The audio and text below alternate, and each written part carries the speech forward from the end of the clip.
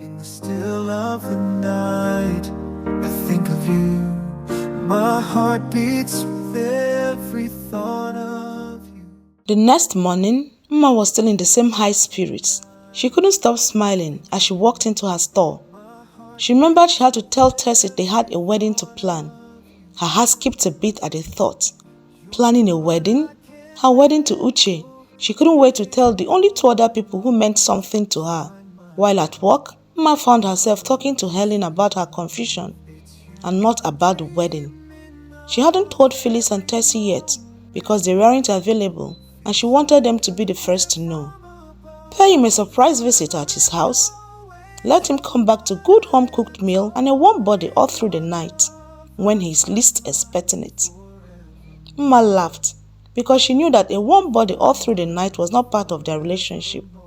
But I've already cooked for him before. It's no longer a surprise. Mma, a man never gets tired of good food and a warm body.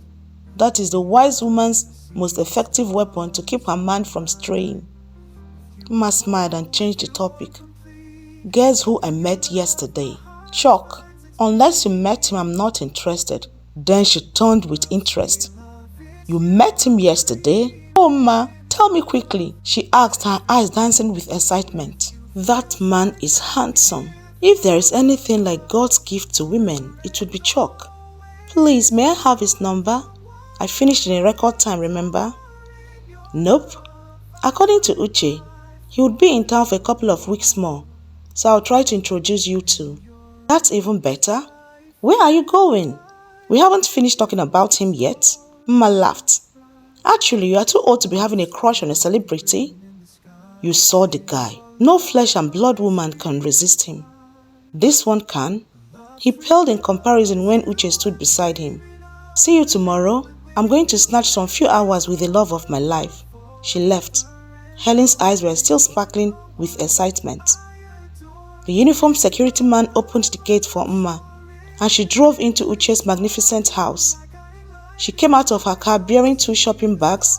The surly housekeeper opened the door for her. Mma smiled at the woman, but the woman didn't return her smile, and she wasn't giving her way to come into the house either. Mr. Uche is not around. Don't tell me he left the country already. No, he hasn't. He is not around, so I can't let you in. He didn't leave that kind of instruction this morning. Mma was too astonished to put her thoughts together. Did he leave instructions not to let his fiancée in? She asked. Mr. Uche doesn't have a fiancée. He asked me yesterday. I am sure he didn't have time to tell you yet. Look, she began almost desperate. I just want to surprise him. But now you are going to spoil the surprise. I guess I have to call him. She brought out her phone, but the gateman started opening the gate, and that stopped her. She watched with surprise as Uche's car crawled to a stop beside the house, and he came down staring at her with surprise. She smiled at him but stopped when she saw Star, one of his executives. Her heart gave a painful lurch, but remembering that he loved her and told her only yesterday kept her from losing her grip. Then he walked up to her and gave her a hug and a kiss. That should have reassured her, but somehow he didn't. Uche could see the dismay she was trying to mask and shook his head in amusement. Did she not understand there could never be another woman for him? What's going on here? Are you just coming? I was going to surprise you, but I guess it's no longer a surprise. He smiled at her and took the shopping bags from her. Then he frowned at the housekeeper. You've met Star, one of my top executives. We would be making the final arrangement for our travel. Mma shook the woman's hand with a smile. Your travel? Was he traveling with this alluring woman? Actually, I'm more like a glorified secretary, Star said, laughing. Mma smiled at the girl when Uche introduced her as his fiancée. Then he turned to the housekeeper. Miss Ubong, I would like to see you shortly, he said in clipped tones. They walked straight to the well-equipped and beautiful kitchen. He dumped her grocery bags on the table. He leaned on the kitchen island. I'm glad you are here, but my surprise has been spoilt. No? I was mightily surprised to see you here. Glad you didn't jump into the wrong conclusion about Star. Mma smiled at him. If only he knew how close she came to that. She is very beautiful. Star's personality is like an advertisement for us. She has that image that says we are the best. Mma began to put away the groceries. Her back turned to him. I figured we could make this engagement official. She turned to catch what he said and found him on his knees, holding the most exquisite ring she had ever seen. Mma's eyes widened with shock. I know there should be flowers, music and romance, but I didn't think I'll be doing this today. I was planning it for when I come back. Mma smiled at him tenderly. But seeing you now, seeing how beautiful you are, I have to make you mine, brand you mine before I leave the country. We would have all that and whatever your heart desires when I come back. She held out her left hand and he placed the ring on her finger. It was a beautiful ring, red ruby surrounded by tiny diamonds. Her heart skipped a beat. It is beautiful, she exclaimed. It belonged to my mother. Now it is yours and will be our daughter-in-law's one day. Now you are mine, he kissed her. I am yours. She smiled at him and kissed him again. She raised the ring to the sparkle of the light. Just then the housekeeper came in. Mma could see the woman's shocked expression as her eyes rested on her ring. Yes, I was going to see you privately, but I guess Mma may as well hear it. Mma didn't know who was more surprised between the housekeeper and herself. You were going to turn her away? I am sorry, sir, but you have always been emphatic about admitting visitors when you are not expecting them. I will give you a pass on the basis of your ignorance, but now you know who she is. Let it not happen again. You may leave. The woman left, but not before giving Mma a wicked look that spoke volumes. I don't know what I ever did to her. She's Mrs. April's relative. That is the only reason she's still here. I am sorry you had to go through that. She smiled at him. It's nothing. So what are you cooking? Oh, something special? May I know what? I'm not going to let you spoil the remaining surprise. He smiled. I will just finish with Star. He left and Mma smiled happily. It felt real good to see the woman put in her place. She wondered how wonderful Mrs. April ended up with a relative like this one. Then it dawned on her that Uche had addressed her as Miss. She was probably still a spinster, but that didn't explain why she was so rude, and then she stopped and laughed out loud. No, wait, it's not possible, she said aloud. The woman couldn't possibly have any designs on Uche. The thought was ridiculous. She was old enough to be his mother. She began to prepare to cook her soup. Star came into her mind again. She didn't feel right knowing that he would be with that very beautiful and elegant woman all through his trip. She looked at her ring and felt reassured and busied herself. If there was anything between them, Uche wouldn't have been this comfortable having the two of them in his house, nor would he have introduced her as his fiancée. Just as she was dishing the pounded yam, the housekeeper entered with her solid face. She went straight to the fridge and opened it. Mma wondered how she was going to live with this woman after the wedding. She could try and wished that the woman would come around by then. She was amazed at how quickly she was becoming possessive of Uche's house. But why not? The house would be hers too in a matter of weeks. Mma turned to the woman. Look, she began, and the woman turned. You are not married to him yet, the woman spat at her. So don't go making yourself comfortable in my kitchen. My kitchen in a couple of weeks. I don't want to have to fight with you, now or in the future, because I really don't have to. She smiled as the woman understood her meaning. Can't we call a truce? I am not here to take over your duties, maybe except for preparing my husband's meals. You wouldn't know where to start. I have started already. She smiled at the woman. We could actually live cordially. I am willing to try if you are. I would rather wait till you are married to him. If there is any superior knowledge I have of him over you, it is that he is very predictable with her sex. She left abruptly. Mma was shocked, speechless, and she slowly returned to her cooking. But her mind was pricked. The woman was actually hinting that a wedding might not take place. The truth was that she was probably right. Her mind immediately went to Star and Angela. She heaved a sigh and hushed her insecurities. Uche loved her and asked her to marry him and none of the others. Uche returned to the kitchen just as she was placing the food on the table. Then it began raining. Smells delicious, he said, drawing out a stool from the island and sat down. She smiled at him. Has she left? He nodded. In this rain? You should have invited her to eat with us. I want to be alone with you, he stated and drew her down to sit on his laps just as she was passing by with a dish. He ran his hand through her hair. She pawed at the ministration of his hands. He took the dish and dropped them on the table and drew her closer. I am going to miss you, he whispered. Excuse me, sir. Uche looked at her, irritated by her presence. Your phone was ringing. Let it ring. Since when did you start taking my calls? I'm sorry, sir. She dropped the phone and left. Mma quietly stood up from his laps. Let's eat. The food is getting cold.